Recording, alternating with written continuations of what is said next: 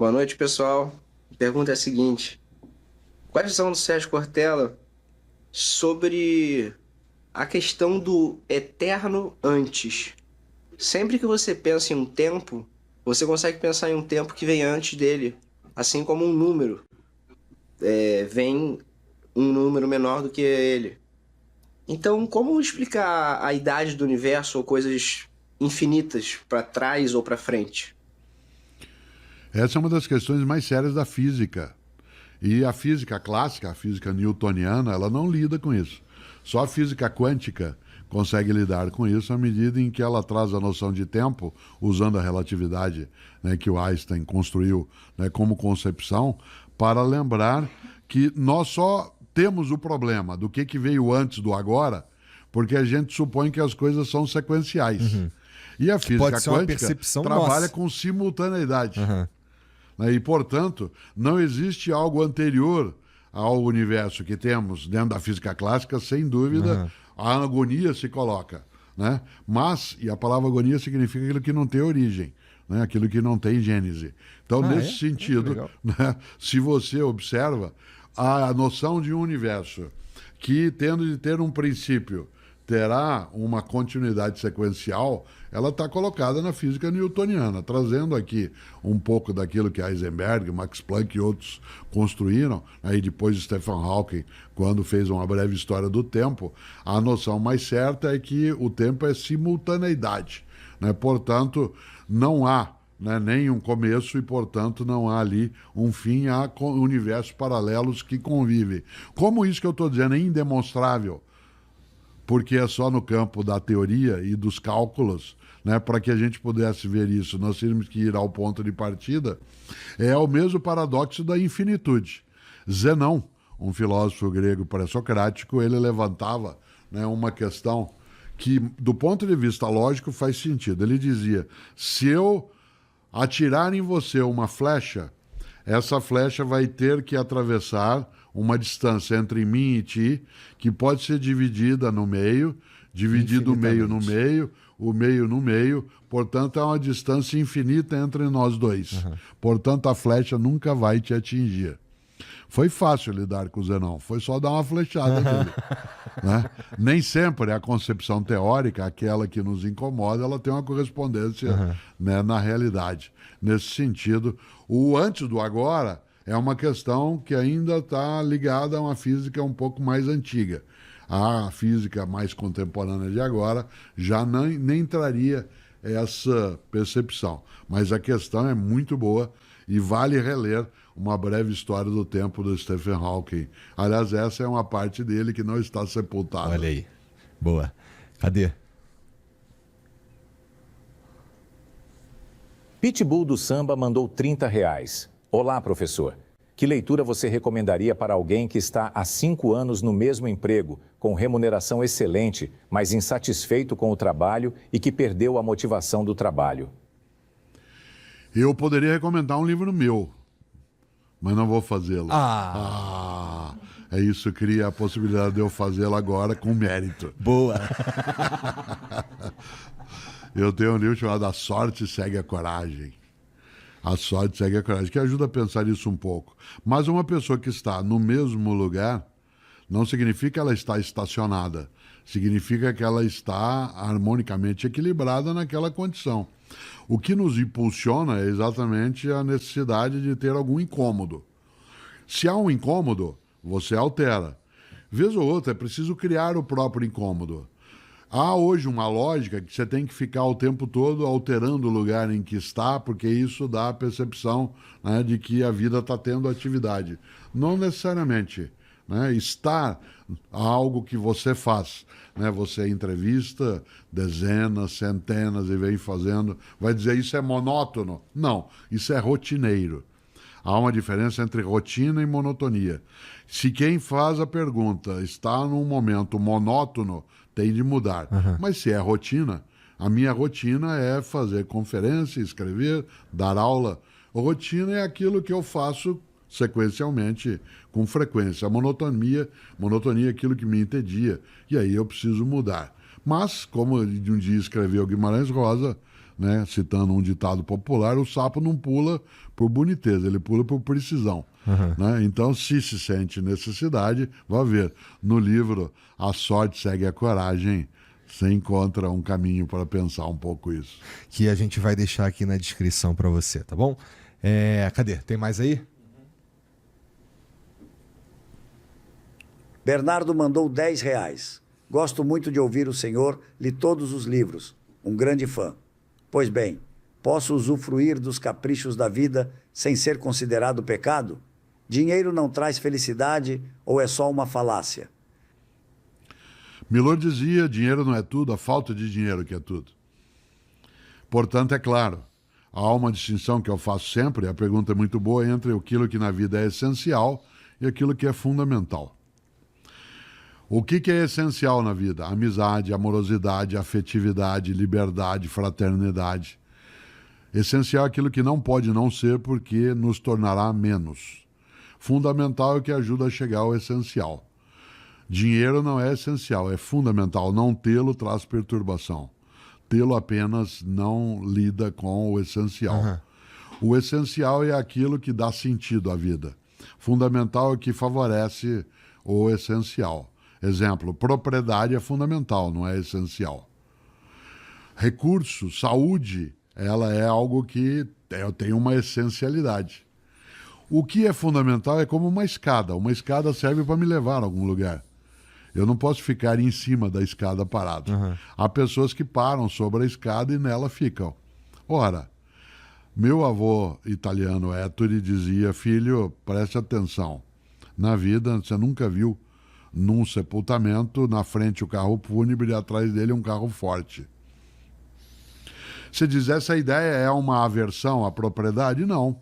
É apenas um indicador de que é melhor que, quando haja o término do caminho, que fique aquilo que não será levado. E fique para que haja a possibilidade de não ter, né, um legado que seja fratricida, que gere apenas uma ilusão momentânea. Por isso, voltando à questão, dinheiro sozinho não traz felicidade, mas a ausência dele pode gerar razões muito fortes para a infelicidade, o entristecimento. Há pessoas que, por exemplo, têm uma comemoração de Natal muito pobre, porque a única coisa que tem na mesa é muita comida. Mas não tem afeto, não tem partilha, né? Pessoas que são capazes de, na precariedade de recursos, encontrar possibilidade afetiva. Se elas tivessem recursos, aumentaria a partilha. O que vale é a partilha. Né? E nesse sentido, sim, né? O essencial é que é a razão. Né? Afinal de contas, quando se diz que da vida nada se leva, o que importa é aquilo que, como Stephen Hawking, não pode ser sepultado. Boa. Vai lá, Jean. Tem mais quantas aí? Tá bom. Ai, ai, ai, ui, mandou R$ 10. Salve, salve, família, professor. Você já ouviu falar do Igor Fina? Ele faz umas imitações e a sua é minha favorita. Ha, ha, ha. Você sabe que eu adoro pessoas que fazem imitações. Eu ia te perguntar isso. Eu gosto demais, porque a imitação ela é uma homenagem. A caricatura é uma homenagem. E eu sou muito imitado. Há uma diferença entre imitação e falsificação. O que me torna absolutamente irado é quando alguém simula ser eu, não como imitação humorada, Mas para ganhar alguma mas coisa. para ele ludibriar pessoas. Isso é falsificação. Outra coisa é a homenagem da ideia, né, da imitação. É muito comum que eu esteja andando num lugar e às vezes o pai ou a mãe para a mim e diz assim, meu filho te imita direitinho. E faz, filho, aí ele faz. Né? E como eu não consigo me imitar, né, eu sempre fico encantado com quem consegue. E o Igor Fina faz isso, né, com muita capacidade. Gosto de quadros que na TV, né, eles simulam ser eu. É gostoso, porque significa que aquilo é passível de trazer alegria, brincadeira. Mas o fingimento, aí eu não gosto. Por isso, eu admiro sim, né, o Igor Fina. Você lembrava o quê, Pedro? Ele foi no meu podcast. Né? Hã? Ele foi no meu podcast. Ah, ele foi no teu podcast. E ele me imitou? Um dia o Igor Fina imitou a mim para mim mesmo. Né? Ele foi a uma palestra que eu estava e aí eu pedi e ele o fez. É muito bom. Existem imitações que são feitas que são absolutamente divertidas. Eu não perco nenhuma. Mas eu tenho essa dificuldade, eu não consigo me imitar. Toda vez que ele vem aqui, ele te imita também. Bom, seria esquisito se tu se imitasse, né? Cadê? Dá ali na última aí. Felipe mandou R$10. Olá, professor Cortella. Satisfação poder mandar esta mensagem ao senhor. Quais livros o senhor indicaria para o desenvolvimento de senso crítico? Há várias obras que não podem não ser lidas para se pensar. Uma delas é Meditações do Descartes, que é uma obra do século XVII, em que ele fala sobre a necessidade de você introduzir a dúvida metódica. Isto é, ser capaz de não ter uma crença ingênua nas coisas, de não deixar de crer quando encontra fundamento, né, para fazê-lo. Portanto, aí é uma obra um pouco mais clássica. Outra que favorece no dia a dia, já um pouco mais contemporânea, né, aquilo que é a marca, né, do dia a dia, é uma obra do Leandro Carnal chamada O Dilema do Porco-Espinho. Né, que é um livro que auxilia a pensar não só a convivência humana, como a necessidade de afastar, né, a recusa. Nesse sentido, acho que esse movimento, trazendo de um lado o Descartes, né, de outro lado essa concepção, né, que o Karnal coloca, auxilia, né, imensamente. Mas eu recomendo para quem quer pensar, por exemplo, criticamente sobre religião, um livro que é uma coletânea de cartas trocadas entre dois grandes pensadores que já faleceram. Um cardeal católico italiano, Dom Carlo Maria Marini, e um grande ateu, Umberto Eco. Durante um tempo, eles trocaram cartas entre eles. Um ateu e um teólogo católico sobre religião. E isso resultou num livro que em português se chama Em que creem os que não creem. Você já imaginou você ler a conversa entre um cardeal e um ateu do porte do Umberto Eco? Isso vale demais. Né? É interessante porque o Karnal também tem um livro, ele e o padre Fábio de Mello, chamado Crer ou Não Crer. Eu tive o gosto de fazer o prefácio desse livro entre um teólogo e o Karnal, que se coloca agora, né, como ateu. É interessante isso, porque a marca mais forte, né, em relação a esse pensamento crítico nesse campo vem lendo Em que creem os que não creem. É bom demais. Entendi. O que é mais gostoso é alguém trazer uma pergunta como essa. Isto é, não um livro que doutrine, não a orientação sobre obras que deixem aprisionado, mas que sejam capazes, né, de fazer. O Pedro Cortella está produzindo já um livro sobre pensamento crítico. Quando ele for lançado, aí a gente conta. Tá bom, tá bom. Professor, muito obrigado por vir aí. Que bom. Obrigado pelo teu tempo, de verdade. Como é que faz para ficar por dentro dos teus cursos e tudo mais? Tem as redes sociais, né? Tem o meu perfil, Cortella Oficial. Você encontra isso nas várias plataformas, nas várias situações, e ali tem acesso. E eu tenho também um portal, né? Mário Sérgio Cortella, onde você encontra parte, para quem tem curiosidade, uma parte da minha biografia, as histórias em quadrinhos que o André, irmão do Pedro, ajudou a conceber, que sou eu, uma coruja chamada Filó, né? Que fazemos diálogos em relação a coisas do dia a dia.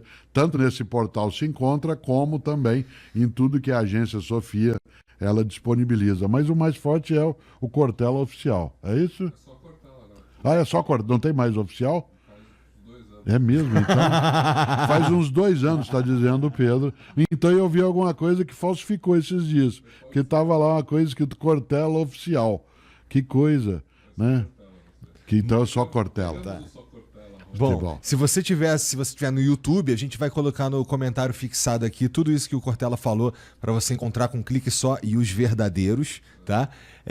E aí você fica à vontade, clica lá. Você também deveria, inclusive, se inscrever aqui no canal, dar o like aí nesse vídeo e o que dá para comentar aí? Dá para comentar, sei lá, otário. Boa, comenta aí. Ah, não vai aparecer, otário. Então comenta... senso crítico. Comenta aí senso crítico aqui embaixo, que é pra gente saber, pra gente levar a vibe da parada. Você sabe que critério é uma palavra que veio da agricultura. É? Significava separar o feijão da pedra, o arroz da palha. Critério é a separação, escolha o que serve daquilo que não serve. Olha quanta coisa boa. Pois é, não cara. sabe. Caramba, ó, tu estudou bastante etimologia, hein, cara? Algumas a gente erra bastante. Eu gosto de ler coisas, vez ou outra. Há um grande professor, um jornalista, o Sérgio Rodrigues, que escreve sobre esse tema, né? E que várias vezes eu fui ler coisas que ele escreveu, fundamentados, estruturados, e vi o quanto que vez ou outra eu errei em cheio, né? Falando algumas coisas que era etimologia por afinidade, né? Coisas que falei em outro tempo que você disse, nossa, como que eu imaginei que era esse caminho? Devia ter estudado um pouco mais, né? Ele tem um livro muito bom que é Viva, como é que é? Viva a Língua Brasileira.